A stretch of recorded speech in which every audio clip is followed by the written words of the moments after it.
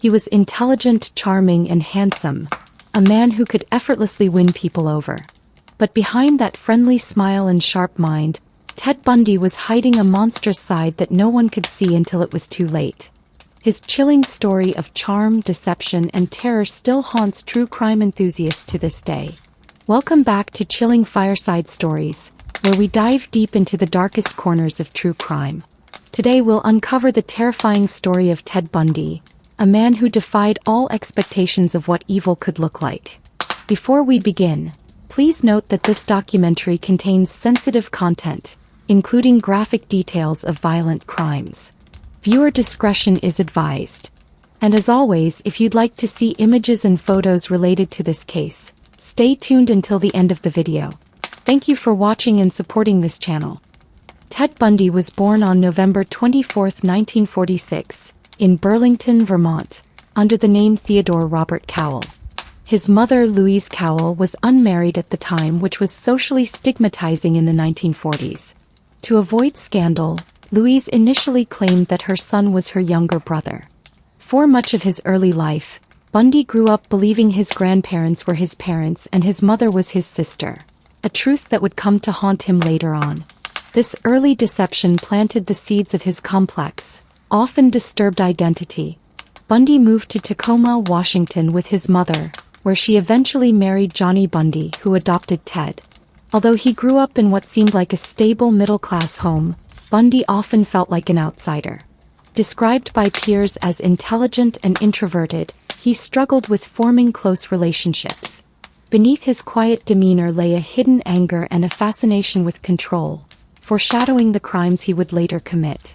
Ted Bundy began attending the University of Washington in 1966, where he initially studied Chinese before switching his focus to psychology.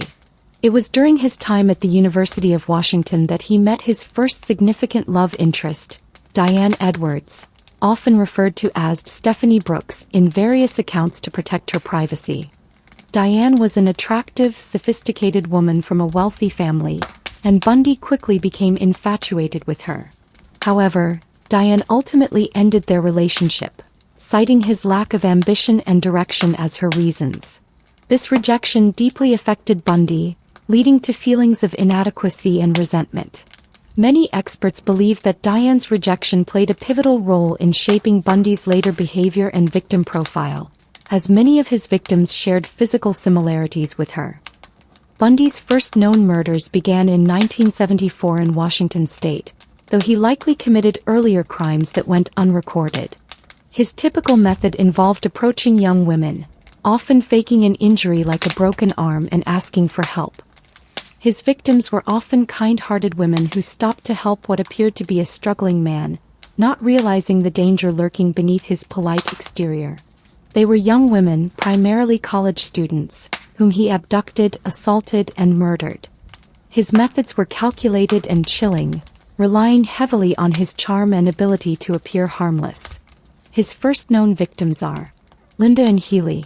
On January 31, 1974, Linda was a 21-year-old student at the University of Washington and a radio announcer for a local station.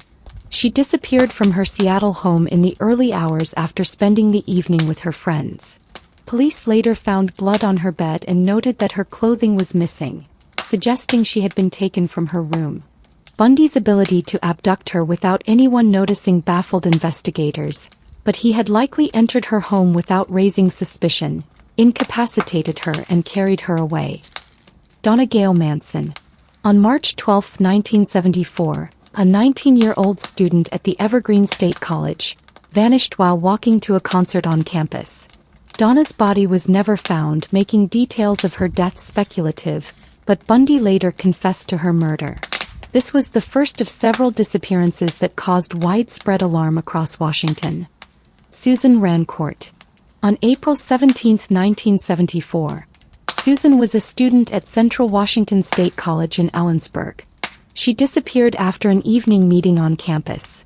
According to witness reports, a man with his arm in a sling or cast was seen asking young women for help carrying books to his car, a Volkswagen Beetle. Bundy's tactic of feigning injury to appear non-threatening became a hallmark of his method. luring women to isolated areas under the pretense of needing assistance.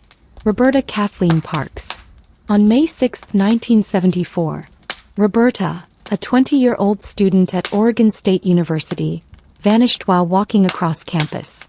Like Susan, Roberta was last seen in an area with low visibility, an ideal location for Bundy to execute his plan undetected. Brenda Carol Ball. On June 1, 1974, Brenda was last seen leaving a tavern in Seattle. Witnesses recall her talking to a man matching Bundy's description. Her skull was later discovered on Taylor Mountain, along with other victims' remains. Bundy's charm and injured appearance were common elements in witnesses' statements. Women who encountered Bundy but escaped described him as approachable, often appearing with a fake cast, crutches, or a sling. His go-to tactic was to ask for assistance loading or unloading items into his car, a strategy that left potential victims off guard and allowed him to overpower them near his vehicle. Bundy's primary vehicle, a tan Volkswagen Beetle, was crucial to his methods. He removed the passenger seat to conceal victims more easily and escape quickly without being noticed. Witnesses who saw him before abductions were able to give police a vague description of both the car and his appearance, helping to form the sketch used later to track him. As Bundy's spree continued, investigators noted a troubling trend of missing young women with similar physical characteristics.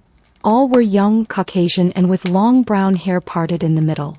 This pattern, along with witness accounts, eventually led to Bundy's identification and apprehension. Bundy's killing spree spread across Washington, Utah, and later Colorado, making it challenging for authorities to connect the dots.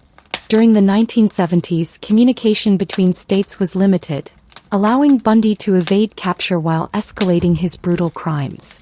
The lack of a centralized database for missing persons and crime patterns made it easy for Bundy to slip through the cracks. Ted Bundy was first arrested on August 16, 1975, in Granger, Utah, after a routine traffic stop. Sergeant Bob Hayward of the Utah Highway Patrol noticed Bundy's tan Volkswagen Beetle loitering suspiciously in a residential area around 3 a.m. When Hayward attempted to pull Bundy over, he tried to speed away, but Hayward managed to stop him. During the stop, Hayward found suspicious items in Bundy's car, including a ski mask, crowbar, handcuffs, trash bags, and a pantyhose mask with eye holes cut out. This discovery raised Hayward's suspicions, as these items were typical burglary tools. However, what the police didn't yet know was that these items also matched the profile of items used in recent attacks on women in the area. Bundy was initially arrested on suspicion of burglary, but when the police later connected his car and appearance to the attempted kidnapping of Carol Duranch, a young woman who had been abducted but managed to escape, he became a suspect in a series of disappearances.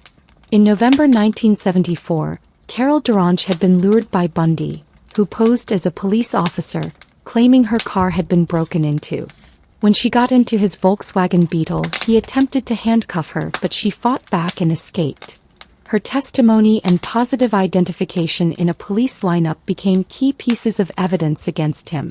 In February 1976, Bundy was convicted of Duranch's attempted kidnapping and sentenced to 15 years in prison. While he was in custody, police linked him to unsolved murders across Utah, Colorado, and Washington. This connection led to him being extradited to Colorado in 1977 to stand trial for the murder of Karen Campbell, a 23-year-old nurse who had disappeared from a hotel in Aspen.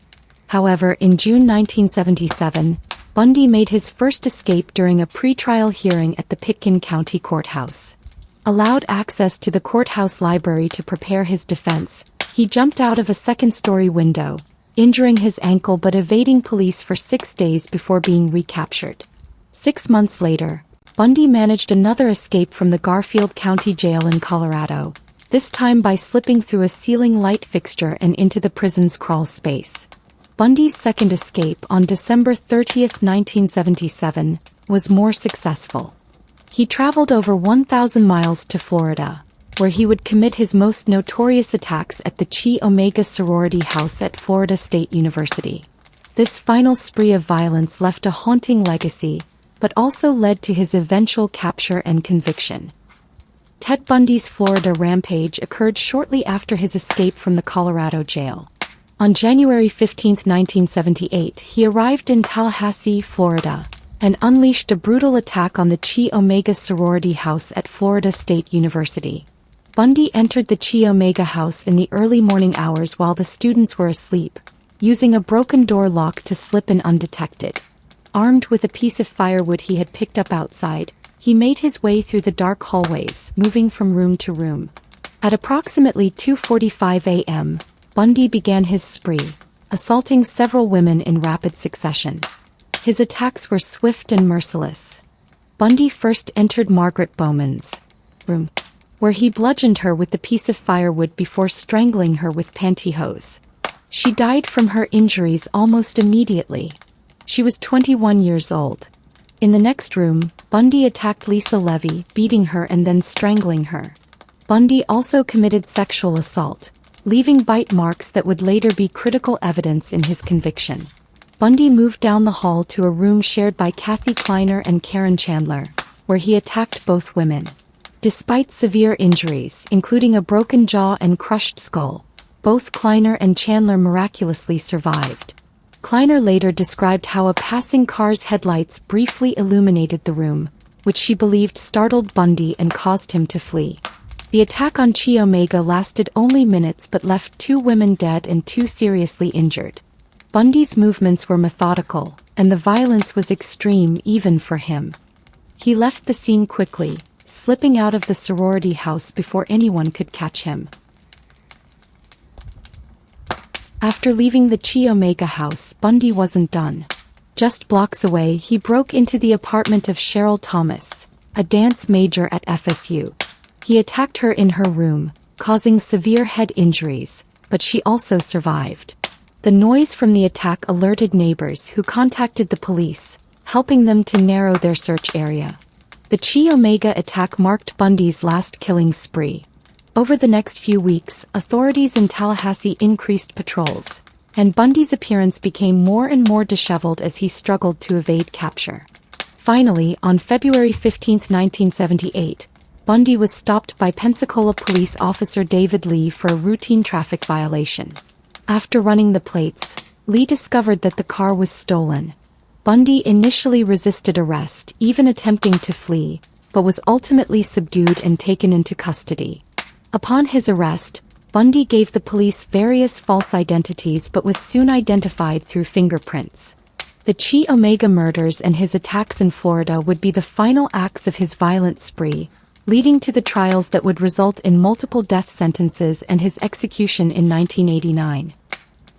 Bundy's trial became one of the first to be televised, captivating the American public. His charm, intelligence, and audacity shocked and fascinated viewers.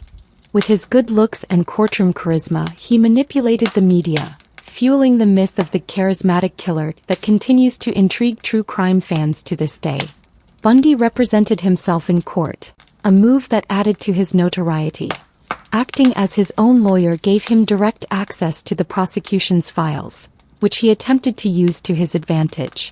His behavior during the trial demonstrated a bizarre blend of narcissism, intellect, and audacity that left the courtroom astounded. Bundy's fate was sealed with a wealth of evidence, including eyewitness testimonies and bite mark analysis. Despite his efforts to manipulate the trial, he was found guilty and sentenced to death.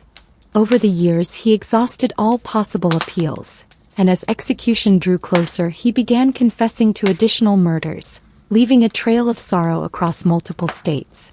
Psychologists who studied Bundy described him as a textbook example of psychopathy.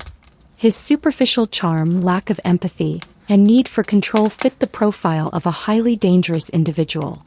His case spurred interest in understanding psychopathy and serial killers, forever altering the field of criminal psychology. In the days leading up to his execution, Bundy confessed to more than 30 murders, though experts believe the true number is higher. These confessions gave families some closure but also revealed how deeply troubled Bundy was. His final words, shortly before his execution in 1989, did little to redeem him in the eyes of the public. Bundy's life and crimes remind us of the depths of human darkness and the complex nature of evil.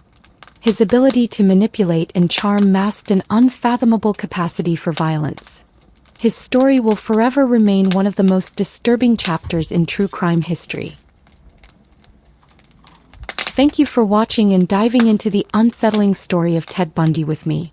If you found this documentary insightful, please consider subscribing, sharing, and leaving a comment with your thoughts. Your support helps me bring these stories to light. Related images and photos are included at the end of this video, and any additional resources can be found in the description. Stay curious, stay safe, and stay warm until our next story together.